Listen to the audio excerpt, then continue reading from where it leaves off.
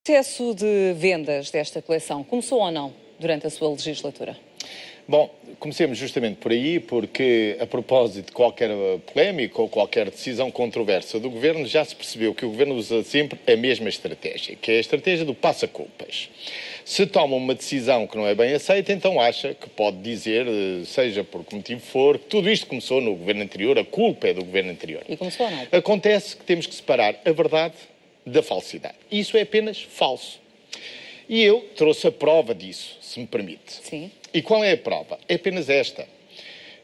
Vários membros do Governo já disseram que nunca o Governo tomou nenhuma decisão, nunca o Governo foi sequer consultado por nenhuma empresa pública sobre o que devia fazer, e muito menos o anterior Governo deu carta branca, fosse a quem fosse, para poder fazer ou ter uma atuação que violasse os princípios que estão estabelecidos na lei.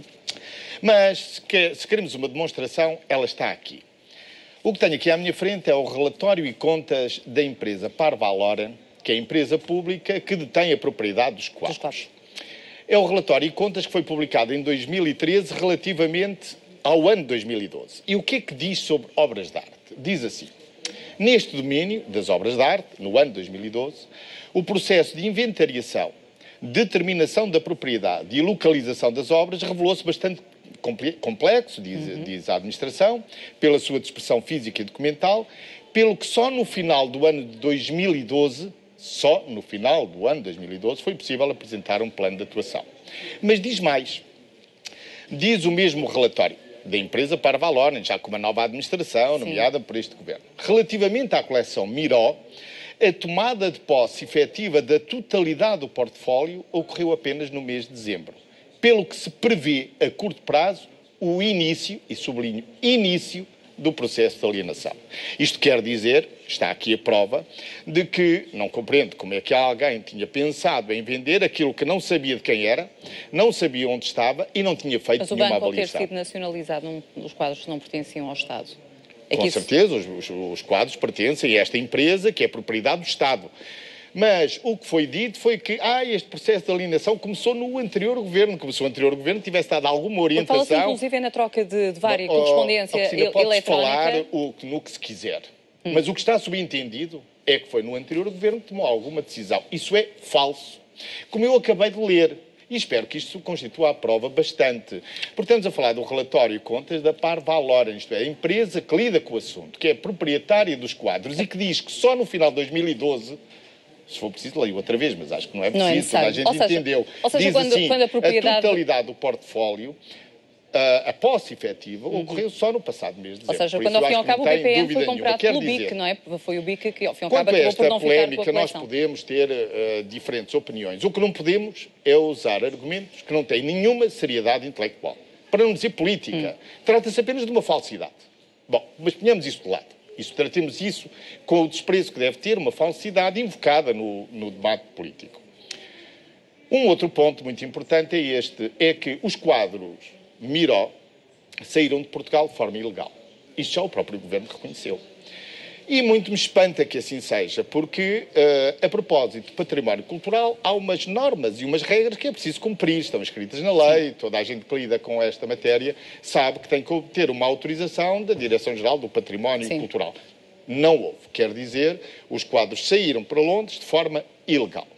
Agora, o Governo vem dizer, sim, de facto, houve uma ilegalidade, mas isso é atribuído à Christie's. Bom, mais uma vez, o passa-culpismo, não é? Não fui eu, foi a Christie's. Bom, veremos se foi a Christie's, mas muito me custa a querer, porque um património que é de uma empresa pública faz um contrato com a Christie's, enfim, julgo eu que a Christie's supunha que tudo estava tratado e que a decisão tinha sido tomada obedecendo a todas as normas legais. Não foi.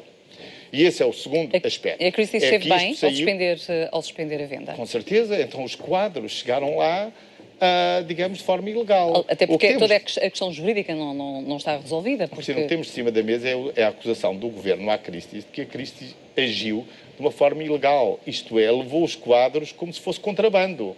Portanto, não podia tê-los levado. É o que o Governo diz.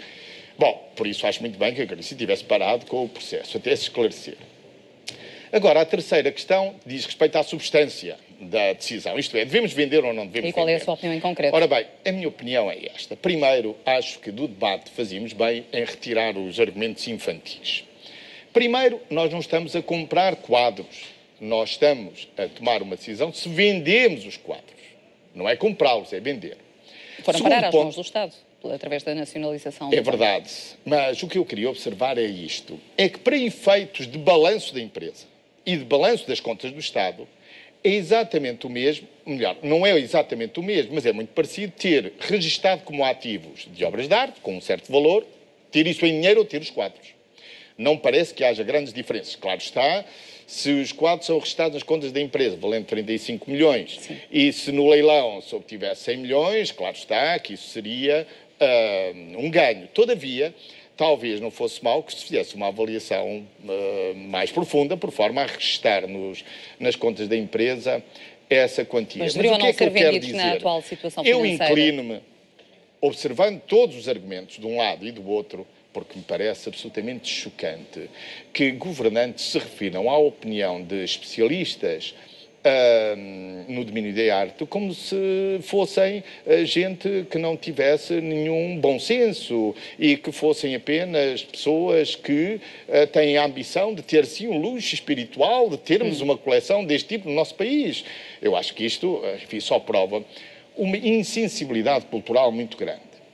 Mas a minha opinião é esta. Eu inclino para que não se deva vender.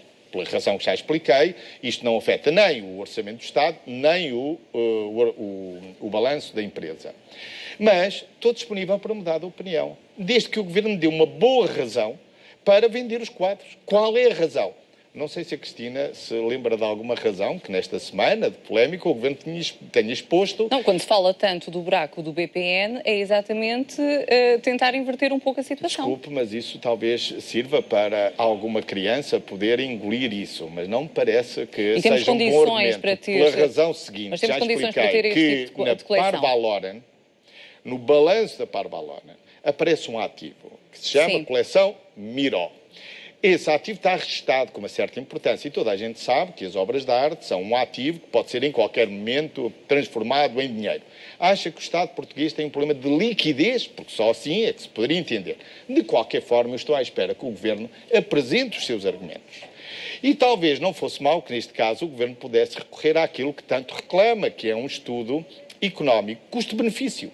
Quais são os custos de se vender, quais são os benefícios de não se vender. Talvez esse estudo pudesse ser apresentado. Por todos os argumentos que eu ouvi são argumentos, francamente, mas houve um argumento em que várias pessoas alegam e perguntam porque é que os quadros estiveram, então, estando eles nas mãos do Estado, porque é que estiveram fechados no armazém quando poderiam, por exemplo, já estar a ser vistos por algumas pessoas. Bom, não me pergunte, terá que perguntar a este Governo, limite-me a responder-lhe exatamente como responde a Parvaloren no seu relatório e contas. Dizem eles, neste domínio das obras de arte, sim, o processo de inventariação, determinação de propriedade e localização das obras revelou-se bastante complicado. Portanto, não me pergunte, eu não faço ideia, mas acredito na boa-fé da administração que diz, olha, isto foi muito complexo, porque estava muito disperso. Em 2007, 2008, já se ouvia Miguel Cadilho falar de uma vasta coleção do BPN. Enquanto eu estive no Governo, a única vez que eu ouvi falar de um ativo deste tipo foi justamente a Miguel Cadilho, que se referiu, aliás, a estes ativos como ativos exuberantes ou exóticos, qualquer coisa desse tipo. Também se falou. Mas não me recordo nunca de se ter colocado... Nunca se falou em Conselho de Ministros numa situação destas? Não, nunca se falou. Aliás, eu próprio já o disse, o Ministro Teixeira dos Santos também, a Ministra da Cultura, a antiga Ministra da Cultura também. E se chegasse a Conselho de Ministros? E por isso, sabe, o que me choca é que nesta discussão não haja o mínimo de consideração pela verdade. Mas mesmo tendo havido eventualmente se houvesse a tal troca de e-mails, o que é certo é que esta venda teria que chegar sempre à mão do Conselho de Ministros. Não, teria que chegar à mão da Ministra da Cultura, porque não se pode vender nenhum ativo cultural sem que seja pedida uma autorização à Direção-Geral do Património Cultural. Foi isso que o Governo não fez. E que justifica esta atuação. E o Ministério Público, ilegal. na sua opinião, agiu bem aqui ou não? Bom, que eu saiba, o Ministro da Cultura é o Primeiro-Ministro. O Ministério Público, a Procuradoria-Geral da República. Olha, o Sr. Secretário de Estado não só meteu os pés pelas mãos, como revelou-se realmente mais politiqueiro do que o cargo exige. Primeiro, tentou fantasiar, atribuindo culpas ao governo anterior e não querendo assumir as suas responsabilidades. E depois, finalmente, teve que reconhecer realmente que os quadros tinham saído, desrespeitando a lei, e instaurou ele próprio, julgo eu, uma averiguação para sabermos o que é que se passou. Portanto, temos agora, neste momento, uma acusação do governo à Christie. A Christie comportou-se de forma pouco diligente, não fez aquilo que devia, portanto, os quadros foram contrabandeados para Londres. Bom, veremos se isso é assim. A mim custa muito a acreditar. E a Procuradoria-Geral da República já fez saber que considera que a coleção Miró faz parte do património nacional, por isso vai continuar a agir. Sabe, quanto a isso também, uma pequena observação. O que faz, as competências do Ministério Público são de legalidade. O Ministério Público não tem competência nenhuma para avaliar se é do interesse nacional vender ou não vender. Isso que eu saiba ainda pertence ao Parlamento e ao Governo. É ao Governo que compete tomar essa decisão. Ao Ministério Público cumpre-lhe apenas verificar se a lei foi cumprida.